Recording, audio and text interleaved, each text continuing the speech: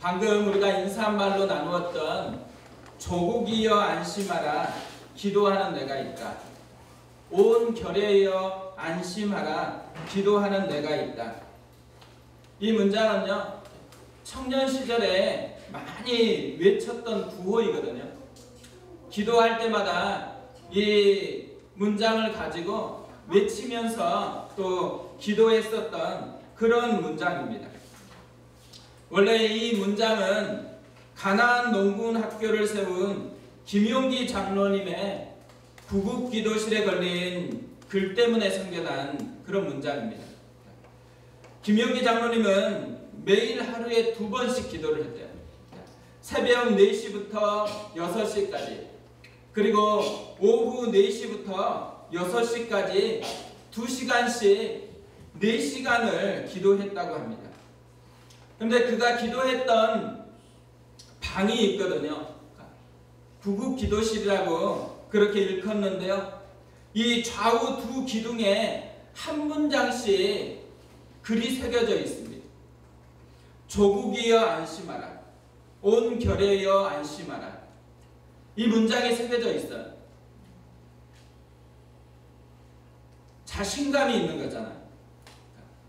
조국을 향해서, 결의를 향해서 안심하라고 외칠 수 있는 자신감이 있는 것입니다. 인격이라는 것이요, 아무도 보는 이가 없을 때 우리가 하는 행동이다라는 말이 있습니다. 결국 우리를 움직이는 진짜 힘이 무엇인지에 따라서 인격의 수준이 결정된다라는 거잖아요. 그러니까 아무도 보는 사람이 없는데 매일 새벽과 저녁 즈음에 2시간씩 기도를 하는 거예요. 왜 기도를 할 수 있을까요? 그의 마음을 움직이는 힘이 있기 때문에 그렇잖아요. 그의 마음을 움직이는 힘이 뭘까요? 믿음이 작동하기 때문에 그렇습니다. 진짜 믿음이 그 속에서 작동하는 거예요. 뭘 믿는 거예요?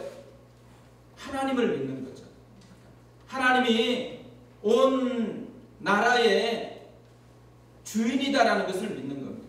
하나님의 손에서 역사가 움직이고 있다는 것을 믿는 거죠. 그래서 하나님의 보좌 앞으로 당당히 나오라고, 담대히 나오라고 말하니 히브리서 말씀이 이분에게는 그냥 말씀이 아닌 거예요. 온 우주에 또 민족에 어떤 진짜 중요한 것을 결정하는 결정권이 은혜의 보좌에서, 하나님의 보좌에서 결정된다는 것을 진짜 믿는 거죠. 진짜 믿으니까 이렇게 기도하는 것입니다. 기도의 능력을 진짜로 믿는 거예요. 그러니까 많은 사람들이 하나님을 알고 있다라는 것, 또 기도를 알고 있다라는 것하고 그걸 진짜로 믿는 건 다른 거예요. 진짜로 하나님을 믿는 것과 진짜로 기도의 능력을 믿는 것은 다른 것입니다. 진짜로 믿기 시작할 때 마음에서 자기를 끌고 움직이는 힘을 느껴요. 그래서 어떻게 돼요? 기도할 수밖에 없어요. 하나님 앞에 나갈 수밖에 없는 내적인 충동을 느끼게 되어진다는 거죠. 그리스도인이라는 것, 우리가 예수의 제자가 됐다는 걸 뭐로 이해하겠어요? 우리 내면을 움직이게 하는, 충동을 일으키게 하는 힘이 달라졌다는 거예요. 내 내면을 움직이게 하는 게 뭘까요? 믿음이 되어졌을 때, 진짜 믿음이 되어졌을 때 그 사람을 그리스도인이라고 얘기하고 그 사람을 제자라고 이야기하는 것입니다. 우리가 차를 보면요, 신기하게도 움직이는 동력이 다 달라요. 어떤 차는 전기로 움직이고, 어떤 차는 가솔린으로 움직이고, 어떤 차는 경유로 움직이고, 어떤 차는 가스로 움직입니다. 그런데 차만 그런 게 아니에요. 사람도 겉모양은 다 비슷해 보이지만 움직이는 동력은 다 틀려요.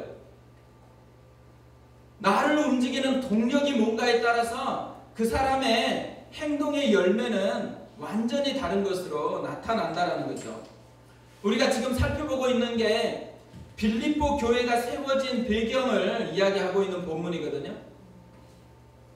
근데 오늘 말씀에 나오는 등장인물들, 이 등장인물들을 보면 움직이는 동력이 진짜 다 다릅니다.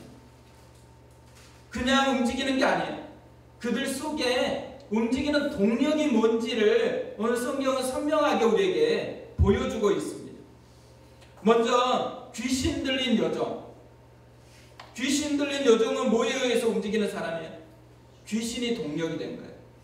귀신에 의해서 움직이고 있는 사람이죠. 16절을 보시면 우리가 기도하는 곳에 가다가 점치는 귀신 들린 여종 하나를 만나니 점으로 그 주인들에게 큰 이익을 주는 자라. 이 귀신 들린 여종은 귀신이 들려서 점을 치고 있어요. 근데 바울을 만나기 전까지는 이 여자가 그렇게 크게 문제가 되어지지는 않아요. 왜 그래요? 이 점을 통해서 사람들에게 이익을 주기 때문에, 특히 주인에게 이익을 주기 때문에 이 귀신 들린 이 여자를 그렇게 나쁘다고 생각하지는 않아요. 근데 문제는 바울을 만나고 난 후에 이 여자의 모습이 달라지기 시작합니다. 굉장히 조용할 것 같은데 사나워져요. 17절을 보세요. 그가 바울과 우리를 따라와 소리질러 이르되 이 사람들은 지극히 높은 하나님의 종으로서 구원의 길을 너희에게 전하는 자라 하며 소리를 질러요. 근데 그냥 한 번 지르는 것이 아니고 따라오면서 계속해서 소리를 지르고 있습니다. 이걸 보면 가끔은요, 이 귀신 들린 여자가 이 사람들은 지극히 높은 하나님의 종으로서 구원의 길을 너희에게 전하는 자다, 이렇게 얘기하니까 되게 좋은 내용으로 소개를 하고 있잖아요. 근데 우리가 이걸 보면 이 귀신 들린 여종이 좋은 일을 하고 있다고 생각할 때가 있잖아요. 사실 가끔 이렇게 등록한 분 신방하다 보면요, 이상하게 예수님을 믿는 분이 있어요. 점집에 점을 치러 갔는데 점장이가 당신은 교회 안 나가면 죽는다 그랬다고, 그래가지고 교회 나온 분이 있어요. 진짜로 있어요. 근데 저도 대학 때요 하숙을 했거든요. 1학년, 2학년 때는 하숙 생활을 했는데 2학년 때 특히 하숙집에 지내는데 이 주인 아주머니가 진짜 독실한 불교 신자세요. 근데 제가 복음을 전하지 않는다고 엄청 구박을 하시는 거예요. 밥 먹을 때마다 교회를 다니면서 이렇게 하숙생이 많은데 전도를 안 한다고 노골적으로 이렇게 있는 사람들 앞에서 구박을 하시는 거예요. 어떻게 해요? 할 수 없어서 전도를 시작을 했어요. 1학년부터 전도를 시작한 거죠. 전도를 하니까 이 하숙집 아주머니의 든든한 백을 힘어서 전도를 하니까 또 믿는 애들이 나왔어요. 그래서 이제 하숙집에서 애들을 양육하고 예배를 드리는 그런 일이 일어났거든요. 생각을 해보세요. 다른 분이 또 예수를 잘 믿는 분이 그 복음을 좀 전해라고 한 것하고 불교 신자분이 하숙집에서 복음을 좀 전하라고 한 것, 어떻게 보면요, 하나님이 가끔씩은 엉뚱하게 이렇게 해서 복음이 전하여지게 하고 어떤 사람에게 영향을 끼치도록 인도하는 것 같아요. 그러나 오늘 이 귀신 들린 여종이요, 바울을 되게 좋게 소개하는 것 같지만 사실은 그렇지 않아요. 사실은 이 말의 뉘앙스는 복음을 적극적으로 방해하는 뉘앙스예요. 사람들의 복음에 조금 마음이 열리려 그래도 앞에서 이미 초를 치고 있는 거예요. 그러면서 복음의 문이 닫히도록 적극적으로 방해하고 있는 거거든요. 그걸 어떻게 알 수 있어요? 이 여자가 소개하는 내용을 보고 바울이 어떤 마음인지가 오늘 성경에 잘 나와 있습니다. 18절에 보면 이같이 여러 날을 하는지라 바울이 심히 괴로워하여 돌이켜 귀신에게 이르되 예수 그리스도의 이름으로 내가 내게 명하노니 그에게서 나오라 하니 귀신이 즉시 나오니라. 바울이 괴로워하고 있어요. 왜 괴로워하고 있겠어요? 도와주는 게 아니고 방해하는 것이기 때문에 괴로워하고 있다는 것입니다.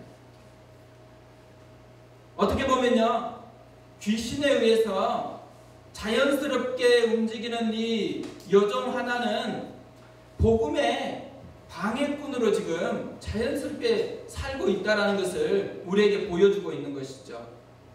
또 하나, 오늘 말씀을 보면 돈에 의해서 움직이는 사람이 나와요. 주인들이거든요. 근데 이 주인들의 특징이 뭐냐면, 귀신 들린 여종이 돈을 벌어줄 때는 아무런 반응이 없어요. 그러다가 이 여종이 돈을 벌어다 주지 않으니까 곧바로 이제 반응하기 시작합니다. 19절에 보면 여종의 주인들은 자기 수익의 속망이 끊어진 것을 보고 바울과 실라를 붙잡아 장터로 관리들에게 끌어갔다가, 언제 움직여요? 자기 수익의 소망이 끊어진 것을 보고, 귀신이 떠나가니까 이제 이익이 사라져버린 거예요. 이 사람들은 뭐에 의해서 움직이는 거예요? 돈에 의해서 움직이는 거예요. 돈이 들어오면 그러면 괜찮아요. 돈이 들어올 때까지는 아무런 방해도 안 해요. 그런데 돈이 딱 끊어지니까 그 다음부터 방해를 하기 시작하는 거죠. 둘 중에 누가 더 나쁠까요? 귀신이 더 무서울까요? 돈이 더 무서울까요? 오늘 본문을 보다가요, 돈이 훨씬 세다라는 것을 깨달았어요. 돈이 왜 더 셀까요? 저는 영화를 볼 때요, 절대 안 보는 영화가 있어요. 공포물은 절대 안 보거든요. 공포물 중에서 뭘 제일 무서워할 것 같아요? 귀신 나오는 거면 무조건 안 봐요. 귀신이 진짜 무섭거든요. 그래서 제가 목회를 해야 된다고 하나님이 말씀했을 때 한 가지 기도가 한 게 있잖아요. 귀신 쫓아내는 사역을 나는 시키지 말아요. 제가 이걸 간절히 기도했거든요. 근데 막상 목회를 해보니까 무슨 소리가 들린다고, 또 뭐가 보인다고 신방 와달라고 했을 때, 그런 거 순장님에게 좀 신방을 부탁해야 되는데 저한테 부탁할 때 얼마나 등골이 오싹해요. 제가 안 무서운 게 아니에요. 그 집에 딱 갔을 때 저 방에서 소리가 난다 그러는데 저는 저 방에 좀 집어넣지 않았으면 좋겠는데, 집에 가서 신방했는데 목사님 저 방에서 기도해달라고. 얼마나 등골이 오싹했는지 몰라요. 기도하려고 눈을 감았는데 뒤에서 뭔가 잡아 끄는 것 같더라고요. 어떻게 해요? 기도해야지. 기도하고 또 하고 나서 궁금하잖아요. 이게 어떠냐고. 기도하고 나서 했을 때, 예배 마치고 났을 때 이제는 괜찮은 것 같아요. 다음에 안 불러줬으면 좋겠다는 마음을 품고 이제 다시 나오죠. 근데요, 오늘 말씀을 보다가 우리는 사실 귀신이나 어떤 초자연적인 존재는 굉장히 무서운 거라고 생각하는 게 있잖아요. 근데 오늘 말씀을 보면요, 초자연적인 존재가 무서운 게 아니에요. 돈이 훨씬 더 무섭다라는 것을 깨닫게 되어져요. 첫 번째로 뭘 보면 알 수 있어요? 오늘 돈에 의해서 움직이는 사람들이요, 훨씬 더 폭력적이에요. 귀신 들린 여종은 소리만 질렀거든요. 근데 돈에 의해서 움직이는 사람은 어떻게 해요? 돈에 의해서 움직이는 사람 잡아서 데려갔어요. 그것만이 아니에요. 이제는 노골적으로 선동을 해요. 20절, 21절 보면 상관들 앞에 데리고 가서 말하되, 이 사람들이 유대인인데 우리 성을 심히 요란하게 하여 로마 사람인 우리가 받지도 못하고 행하지도 못할 풍속을 전한다 하거든. 정치적인 세력이 되어져서 이제 완전히 복음이 그 지역에 흘러가지 못하도록 방해를 하고 있어요. 그뿐 아니에요. 폭력을 휘둘러요. 22절, 23절 보세요. 무리가 일제히 일어나 고발하니 상관들이 옷을 찢어 벗기고 매로 치라 하여 많이 친 후에 옥에 가두고 간수에게 명하여 든든히 지키라 하니. 왜 이들이 이렇게 과격해졌어요? 복음이 싫어서가 아니에요. 복음이 싫어서 과격해진 게 아니고 자기 이득이 없어져서 방해를 이렇게 과격해진 거예요. 사람들이 복음 때문에 과격해지는 것보다도요, 훨씬 더 심각한 것은 자기에게 이득이 안 되는 것. 특히나 원래 자기 이득이 되어지는 것이었는데 그걸 빼앗아 버릴 때, 그때 훨씬 더 과격해진다라는 거죠. 그래서 사람보다 더 무서운 게 없어요. 귀신이 무서운 게 아니고 사람이 훨씬 더 무섭다라는 거죠. 두 번째로요, 이 이득을 돈에 의해서 움직이는 사람이 왜 더 무섭냐면 영향력이 훨씬 더 강해요. 귀신 들린 여종은 한 명이에요, 한 명. 근데 돈에 의해서 움직이는 사람은 어때요? 주인들이에요. 많은 사람이 또 돈에 의해서 움직이는 사람과 결탁해가지고 한꺼번에 움직여요. 또 어떤 특징이 있어요? 돈에 의해서 움직이는 사람과 귀신 들린 여종의 차이가 뭐예요? 귀신 들린 사람은 그냥 여종일 뿐이에요. 근데 돈에 의해서 움직이는 사람은 어떻게 돼요? 정치와 결탁을 해요. 관리와 결탁하고 점점 더 폭력적일 수 있는 문화를 훨씬 더 강하게 만들어가고 있다는 거죠. 우리가 무엇에 의해서 움직일까요? 우리는 사실 귀신 들릴 확률은 그렇게 높지 않아요. 그렇잖아요. 여기서 뭐 귀신이 좀 들려달라고 아무리 기도한다고 해서 귀신이 오는 것이 아니잖아요. 근데 뭐에 의해서 움직이기는 쉬워요? 이득에 의해서 움직이기는 되게 쉬워요. 교회가 변질되는 그 밑 뿌리를 보면 많은 경우에 이득에 의해서 움직이는 경우가 많아요. 돈에 의해서 움직이는 경우가 굉장히 많다라는 거죠. 오늘 말씀을 보면요, 귀신에 의해서 움직이고 돈에 의해서 움직이고 있는데 또 한 길이 있어요. 또 한 종류 새로운 것에 의해서 움직이는 사람이 나오죠. 바울이에요. 바울은 뭘로 움직여요? 예수님의 이름에 의해서 움직여요. 예수님에 의해서 움직이고 있다라는 거죠. 근데 이 세 종류의 사람을 보니까요, 사람이 움직일 때는 어떤 특징이 있냐면 가득할 때 움직인다는 거예요. 컵에 물이 가득 차 있으면요, 조그마한 물방울 하나 탁 떨어져도 물이 흘러나와요. 근데 컵이 비어 있으면 물을 조그마한 물방울 아무리 떨어뜨려도 흘러가지 않습니다. 그런데 오늘 이 귀신 들린 여종 곧바로 반응을 해요. 주인들 곧바로 반응을 해요. 바울은 또 어때요? 바울도 귀신 들린 여종이 계속해서 하니까 이제 점점 차올라가지고 곧바로 또 반응을 합니다. 이렇게 곧바로 반응한다는 건 뭐겠어요? 가득 채워져 있는 것이 있다는 거죠. 사실 우리가요, 어떤 사람 살짝 건드리면 폭발하는 사람 있잖아요. 우리가 어떤 그 사람이 폭발할 정도로 심각한 자극을 준 게 아니에요. 그냥 살짝 건드렸는데 갑자기 폭발해요. 왜 그러겠어요? 사연이 있는 거죠. 뭔가로 가득 채운 사연이 있는 거예요. 그래서 집에서 엄청 싸우고 왔는데 사무실에 왔더니 누가 건드려요. 그러면 어떻게 되겠어요? 그 친구가 나빠서가 아니고 내가 이미 가득 찼기 때문에 건드린 사람이 불행한 거죠. 근데 우리 속에 보면요, 가득한 게 뭐냐가 굉장히 중요해요. 우리에게 진짜 예수로 가득 찼냐? 그러면 무슨 결과가 나오겠어요? 뭐만 건드려도 예수의 이름이 나와요. 예수의 은혜가 나오고 예수님의 사랑이 나오고 계속 예수님의 흔적이 나와요. 그런데 살짝 건드렸는데 불평이 나와요. 불만이 나와요. 짜증이 나와요. 이분은 뭐가 문제예요? 건드린 게 문제가 아니에요. 자기 속에 가득 차 있는 게 문제라는 거죠. 예배를 드릴 때요, 또 우리가 기도할 때 예배를 드리고 기도하는 건 뭘 의미하겠어요? 내 안에 가득한 게 뭔지를 점검하는 거예요. 그리고 내 안에 가득한 것이 주님이 아니다 그러면 그걸 다 비우고 다시 예수로 가득 채워야 돼요.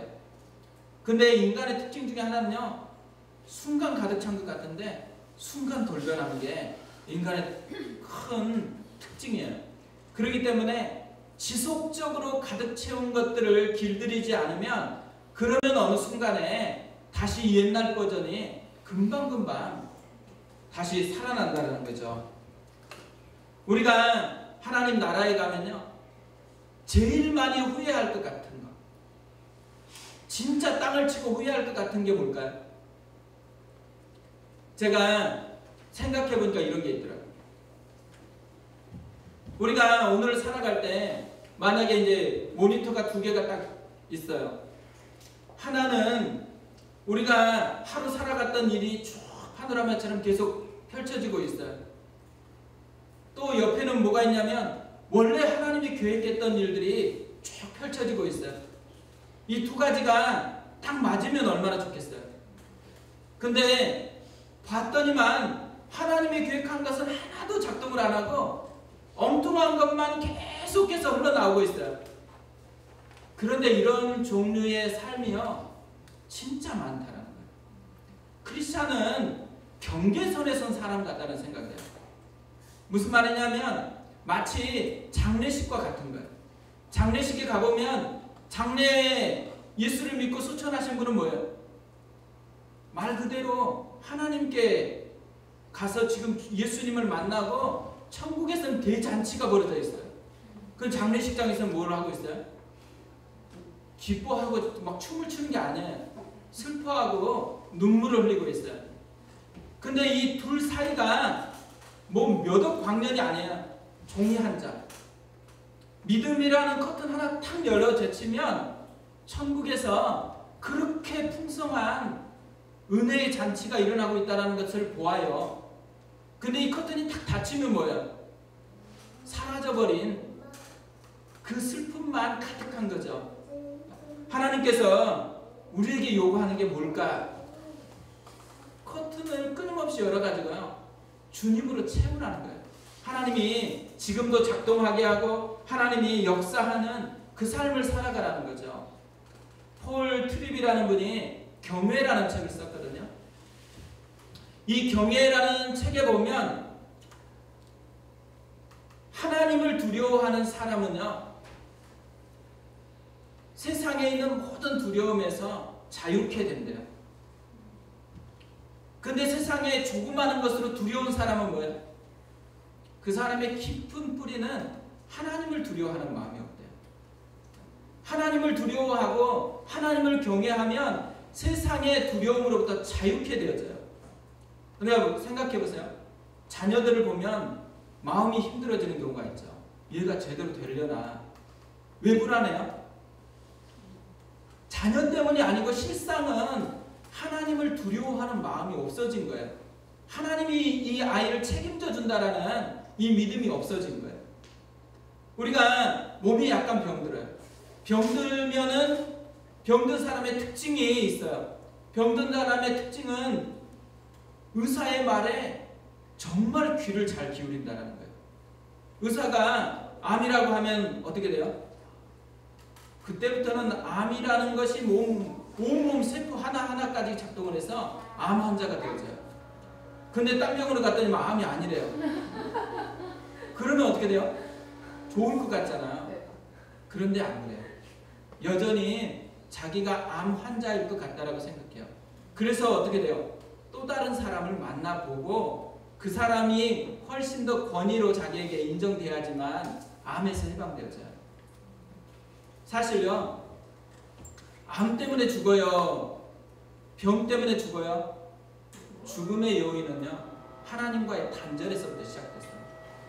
그러니까 죽음을 느낄 때마다 실제로는 뭘 사모해야 되냐면 진짜 하나님을 사모하는 열심이 일어나야 되는데, 많은 사람들은 죽음을 병이나 다른 여러 가지 사고나 이런 것 때문이라고만 생각하지 원래 죽음의 뿌리였던 하나님과의 단절을 잘 생각하지 않는 거예요. 우리가 돌아갈 지점이 어디 있겠어요? 하나님을 두려워하고 하나님과 연결되어 있고 하나님으로 가득 차 있으면 우리가 두려워하는 것, 우리가 매여 있는 것, 우리의 연약함 하나하나에서 해방이 되어진다는 거죠. 이 여종은 귀신에게 사로잡혔고요. 다른 많은 주인들은 돈에 사로잡혔어요. 바울은 똑같은 인간인데 예수에 사로잡혀 있어요. 그렇기 때문에 뭘 할 수 있어요? 묶여있는 사람을 자유케 할 수 있는 능력이 있는 거예요. 차이는 다른 데 없어요. 하나님께 매여 있냐? 진짜 하나님께 매여 있으면 세상을 자유케 할 수 있는 힘이 있어요. 두려움이 있고 불안함이 있고 어려움을 호소하는 사람에게 유일하게 필요한 건 뭐겠어요? 하나님을 두려워하는 것으로 가득 차 있는 사람이 필요한 거예요. 진짜 믿음이 작동하는 그 사람이 필요한 거지, 그 사람을 위로해 준다고 듣는 사람만 필요한 게 아니에요. 그 이상이 필요한 거죠. 오늘 바울이 우리에게 도전을 합니다. 다른 거에 의해서 움직이지 말고 예수에 의해서 움직이라. 다른 거에 의해서 마음이 가득 채워 있지 말고 예수님으로 가득 채워져 있으라는 거죠. 그래서 김용기 장로님처럼 믿음이 작동하는 사람, 진짜 하나님을 믿고 진짜 기도의 능력을 믿고 진짜 하나님이 역사할 것을 믿고 하나님 앞에 기도하는 사람. 그래서 우리도 그랬으면 좋겠어요. 조국이여 안심하라. 기도하는 내가 있다. 남편들 출근할 때 당당하게 얘기하세요. 안심하라. 기도하는 내가 있다. 애들 두려워하면 당당하게 얘기하세요. 누구야? 안심해라. 기도하는 엄마가 있다. 기도하는 아빠가 있다.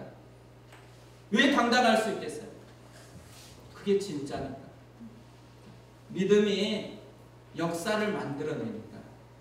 우리가 오늘 기도할 때 우리의 기도 가운데 역사하고 우리의 기도 가운데서 일하시는 하나님을 경험하는 그 기도가 됐으면 좋겠습니다.